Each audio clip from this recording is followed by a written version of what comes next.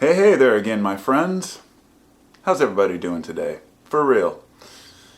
I know, the first thing you're thinking if you're a regular subscriber is, oh shit, you cut your beard off. And yes, I did film the process, but I decided not to upload it. I thought, what a stupid idea. Who cares if I shave my beard, right? But whenever somebody cuts their hair, shaves their beard, changes their appearance, there's always a bunch of people who are going to comment on it. And it got me thinking this morning about, why do I like change so much? Why do I shave my beard when I like my beard? Because honestly, I hate not having facial hair. And I'm going to tell you why. This isn't just, a lot of guys want to be able to grow a beard. I know a lot of dudes who are like, who are like, man, I'm jealous you can grow a beard. I've never been able to grow full facial hair. Some of my friends have patches they can't grow. Others were just never able to grow a full beard. We were always taught, when we were younger, if you smoke pot when you're a kid, it's going to mess with your, you won't be able to grow a beard. It's going to mess with your testosterone. All that aside, my brother and I, we were heavy puffers, and we both got big beards. It's genetics, right? It's luck of the draw. But for some reason, people associate a beard with this image of a certain type of guy. Not always. At least this was in the past. When I was a kid, put it this way, if you had a beard, you were a lumberjack. I mean, I lived in the Pacific Northwest. We wore flannel shirts. If you had a beard, wore a flannel shirt, especially a red and black checkered shirt, oh, and you got to wear a beanie cap too. Today, those are what we call hipsters, right? I'm getting off track. I'm talking about style and difference of appearance because it's an important thing about who we are as individuals. But more than that, some people are very, very consistent in their appearance. There are people who have their same haircut for their entire lives. There are guys out there who never grow a beard for their entire life until they maybe get old. They have this image that a guy has to be clean cut, he has to have a certain stature about him, and so be it, that's fine. I'm comparing how some people can handle day in and day out, not just looking the same, but acting the same, performing the same tasks, doing the same menial thing over and over without yearning for more. It's what we call safety, right? It's funny because if I look back 7 years ago, when I was making YouTube videos, once in a while I run across a video that's it's me with really short hair and a really huge, ridiculous mop of a beard. And my brother and I are so similar in that way because once in a while we grow these huge beards, they get out of control, then we shave them down. And you may have noticed that I've gradually trimmed mine down, over the past few months. But summer's coming and I thought, why not start fresh, right? And I still left a little stubble, of course, not much. But what is it about change? Why is it so hard for us sometimes to change? But I guess the main question, that I'm posing here is maybe not a question, but a statement of a fact in my mind, is that change is the great motivator. Okay? A few weeks ago, I was feeling pretty good. There were some sunny days. Summer was coming. I felt good. My back hasn't hurt. My arm hadn't hurt. Of course, now it's hurting again. I've got various aches and pains like a lot of people. I don't complain about it, but man, it sucks. Sometimes it really, when you're in pain, it brings things down a notch and you just learn to cope with it. But sometimes that pain is the great motivator. Anyone who's ever had a really intense sickness knows that that sickness can completely change the way you view the world when you recover from it. Or let's say you get in a really hardcore motorcycle accident or automobile accident, whatever kind of accident, it doesn't matter. You get a leg chopped off, your arms, an arrow or a pipe through your head, and you manage to barely survive. You start really looking at things for what they are. And then you might go out and take more chances. And taking chances is change for a lot of people. So why do we fear change? Well, because the unknown can bring us a lot of, let's just say, less than desirable outcomes in our lives. Change is the great motivator because when we step outside of our box and maybe we just start doing something differently each morning. Like I said, a few videos recently I've said I wanted to wake up in the morning and play guitar every day and draw every day. And I haven't drawn in a week. But but I have been playing guitar every day, and I wrote a few new songs. So I thought, at least I just want to be able to create every day something. Because when I'm in that mode, it makes me think outside the box. But of course, this is different. This is change in our lifestyles. Those are things that people don't tend to see. So let's say you can change your appearance all you want. Shave your beard, cut your hair. You're still going to be the same you deep down inside. But sometimes we can't express that self that we want to show to the world. So we use the outside to decorate. Whether we wear, fancy clothes, whether we wear tie-dyes, whether we wear a plaid shirt and a beard and a beanie and whatever we want to associate with, whoever we feel comfortable with in our community, because those are the important things, is that we do feel like we fit in. I know there's a lot of young folks out there who actually, and I've heard this a lot, that it's all about being an individual and it doesn't matter what society says and who cares what other people think. You eventually grow out of that. You realize that, sure, I have to be an individual and be myself, but if nobody accepts me and everybody thinks I'm an idiot or everybody thinks I'm a jerk, maybe I should listen to the whole of society. And there have been plenty of quotes about why the whole of society is far more intelligent than any individual. Because no matter how smart you might be, you can be the most intelligent person on the planet and sit there and diss everybody else and what they do and be like, oh, you shouldn't believe in this, and oh, why do you dress like that? But it doesn't matter. You're the outcast, right? And what do we really seek is companionship, friendship, and community. And this is overlooked. We talk about how people want to just be happy and be content. People are willing to do anything for happiness. In fact, I just saw a video earlier about this stupid thing you put on your head, and it's supposed to emit these magnetic waves and you use your phone app, and there's a Kickstarter campaign that they needed to raise like 500 grand. Meanwhile, they said they spent $80 million in research developing this thing. Sure, so you need a Kickstarter campaign, right? Blatant lies. A thing you put on your head, push a button, and it makes you feel good, or simulates caffeine. They make up all of these bullshit lies, but people buy it and donate to it. And they want to be part of this because they believe. Even if they know deep down inside it's probably bullshit, they still really want to believe that we can change our moods through putting something on our head. Well, as a substance user, from time to time, I would say that we can definitely change our attitudes by putting things in our head, but maybe not on our head. But I'm not saying it's not possible, and in the future, I've imagined that we will have these devices to change how you feel. And the reason I wanted to cover that was because it's really important. We try not to change our emotions because those emotions are there to express how we feel about life. Those emotions are there to teach us something. The strong emotions we have around others, or really loving certain people, or really being annoyed by other certain people, or the feeling we get when we wake up from a dream that was really intense, that made us really think deeply. To get back to personal change and outward appearance, thinking back to when I was a kid, when I was a teenager, I had a good reason for never wanting to shave. It wasn't because I wanted to grow a cheesy goatee and a wispy little mustache. It was because when I did shave, I had a bad habit of licking my lips. It took me a couple of decades, and I only realized this within the last, say, 10 years ago, that I may have had, and may still have, a mild form of Tourette's. Because most people hear Tourette's syndrome and they see a guy screaming out cuss words, and those who know about the disease knows it's nothing like that. Some people do that, but most people don't scream out curse words all the time. They have what we call tics.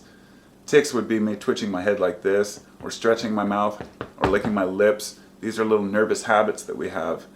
Some of them are just nerves and anxiety, but one of mine was licking my lips, which would cause the whole top of my lip to turn red. Every time I shaved, that would happen because I'd lick the little stubble. And my best friend in junior high used to call me Lipstick Man. Of course, he would say it in front of all our other friends, Lipstick Man, and it became this joke. I got enough shit for how I looked when I was young. And when I was young, I had hair about this long when I was 16. And I cut it later because I got bored with it and I wanted change. I like change. It got annoying. And it took me until I was 40 years old, whatever. I'm 44 now, and I think I started growing my hair out about 2 years ago. So, go figure, 42 or so. And I said, you know what? I'm just going to go through it and grow it again. And if I decide to cut it off, I'll cut it off. But the change is something that I highly desire. It's like, now that my hair's growing, I don't have to maintain it at some standard level and look the same every day. You look the same, you feel the same. If you act the same, you feel the same. Even changing one habit in the morning, it doesn't even have to be physical appearance, but changing habits and things we do can immensely affect our lives. So to finalize this and not go on too long, when I got up this morning, I wasn't feeling very motivated, but I really wanted to force myself to do something. So I knew I had to get some orders done for business. Then I really wanted to finish this song I started writing. So I got out my gear. Behind me I have a pile drum machine and a BR1180 digital recording studio. Well, I'll just show you here. See what we got here. Yeah, and that's my little recording studio setup. I got the drum machine over here, and then I got my lyrics, and I wanted to write a song. Or the other day I wanted to write a song, so I did. And one of the biggest things I've wanted to change is my lack of ability to complete things. Completely complete things. I'll start a project and I'll write the drums, I'll write the guitar, and that's just one of my passions. But also, I've said this so many times, I've got a book I was writing about, the pharmaceutical industry, and I thought, okay, I could get this published, and then I'm going to make a documentary for YouTube. I started this, and I look back on the records, it was August of 2018 when I started it, so it's been a year and a half, and I'm just like, it's okay, because motivation is one thing. Changing the way that we motivate is something that's a little more complicated. So as summer was coming, I started feeling good about things and trying to get more done in the day, get up, turn on music. But it's been kind of cloudy the last few days and I've been hurting, so I'm just like trying to make my way through it as best I can. I'm trying to focus on the things I need to do. And the reason I'm telling you all this is because I know a lot of you feel the same way. These are some of the videos that I feel the most obligated to make.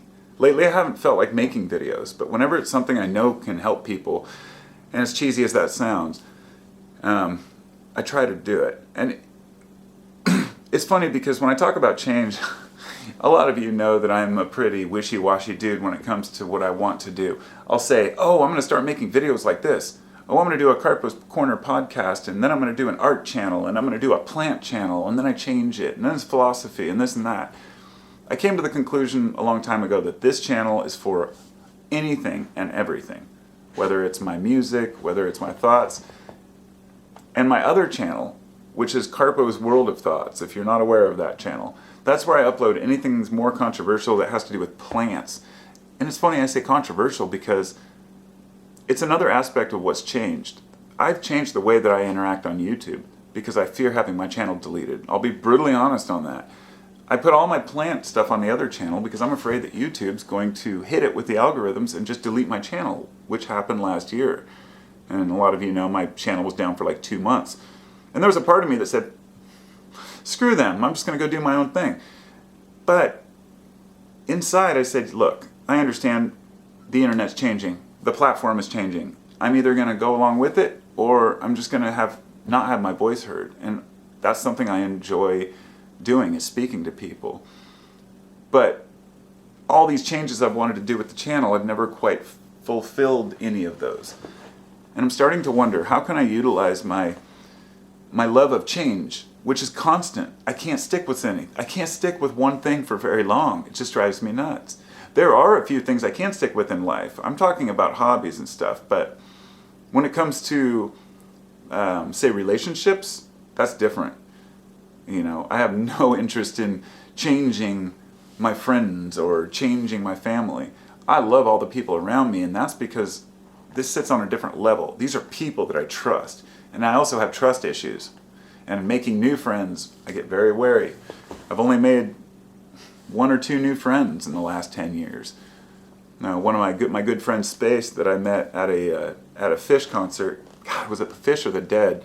But anyhow, when I first met him, I'll be honest, he looked like a typical lot head, the deadhead. He's got dreads, he's like, hey guys, what's up? And he comes into our camp, and we started talking with him. Instantly just knew I liked the guy. We got to talking. He didn't have a ticket for the show. We went into the show. When we got out of the show and came back, he came running up to our camp and said, hey man, some guy was messing around your school bus, because we have a school bus, plus all of our coolers were set up around there and stuff. He said some dude was digging around and he ran and scared him off. And I thought, this is the guy, this is the guy. Love him. If you're out there, Space, you're the man, okay? Space is a good friend that has his own life going on, his own issues going on, just like all the rest of my friends. Got my buddy Tim, my buddy Kevin, my buddy Mike, who I haven't seen in a really long time, my friend Scott. See, I don't even like naming friends. I don't talk about friends, because if you do, all of a sudden you're like, oh, what do you mean? Why was I last? Or hey, you forgot to mention me. I don't have many friends, but the friends I do have, I won't change. So that's one thing I like to be consistent on. Work, I'm gonna leave it on the work note. Work is one of the hardest things for me, because I have no interest in sticking with one type of work or one income. But I am horrible with doing paperwork. And I shouldn't say that, because it's something I can work on and improve and change. But I'm the kind of guy who I feel like I have a little wind-up thing on the back of me. When I'm turned loose, I can just go. I was a carpenter for 15 years, and I made a short video yesterday talking about why in carpentry I learned a valuable lesson. That there are a lot of professionals out there who want to tell you the best way to either finish a product, to start a business, to do this, to do that, whatever it might be in life. There are experts on everything. And then there are the experts on everything. And I just like to say, as a carpenter, I learned after I was taught by some very high-end finished carpenters, I thought, these guys are really good at what they do, and I realized my method was better. And I was stubborn. And I've asked plenty of bosses and coworkers, like, why do you do it this way? And, oh, that's the way it's always been done. And I've had people tell me, this is just the way it's done. So I just do it my own way, and it ends up being twice as fast. And I think the reason why people are afraid to branch out in all different passions, whether it's jobs, careers, or art forms, is because we learned the basics, and then we never learned to do it our own way. Basics. It's a perfect example. I play bass guitar, and I've said this before. When I was younger, I took lessons from this guy. He was a phenomenal guitarist. It was Andreas Espinoza was my brother's best friend, and his dad, Jorge Espinoza, he played in a band, mariachi band or something. He was played Mexican music, phenomenal guitarist. He taught guitar and bass, and I took a couple lessons from him and eventually just said, this isn't for me. I don't want to learn bass this way. And I went off and learned it my own way. Fast forward 20 years, I played guitar with my brother, and he really loved the bass, the sound of my bass in the band, and he said it was because I wasn't forced into this specific realm of knowledge of this is what you play with this type of music, or this is the right beat for this, or the right bass line. I just kind of played whatever I felt. That goes for all art, all work. If everything was meant to be done the same way, then nothing would ever be created. Nothing would be innovated. And most of the people who have done something new and amazing and shown people better ways, they have been ridiculed, they've been told this will never work. And you've just got to fight back against that, because change is your friend. You've got nothing to lose. We're all on the same train right now, and we're all going to the same place. Eventually, it's going to be over. So you might as well get some education out of it and accept the change as it comes, I guess. That's the message for the day. Thanks for listening.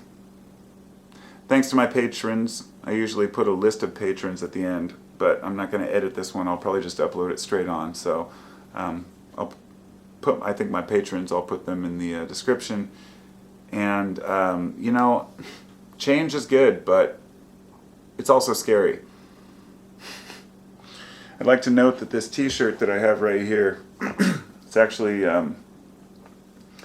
it's like a nylon type shirt, I'm not sure of the percentage of polyester, but this design on here, it reminds me of a shipibo, which is a traditional, it's a traditional African tribe, shipibo. I'll show you my, some of the cool cloths I have, like the bandanas that have shipibo designs, but I wanted to say that because a subscriber of mine sent me this shirt. I'd say 6 months ago, but now it's probably been a year. You know how those things go.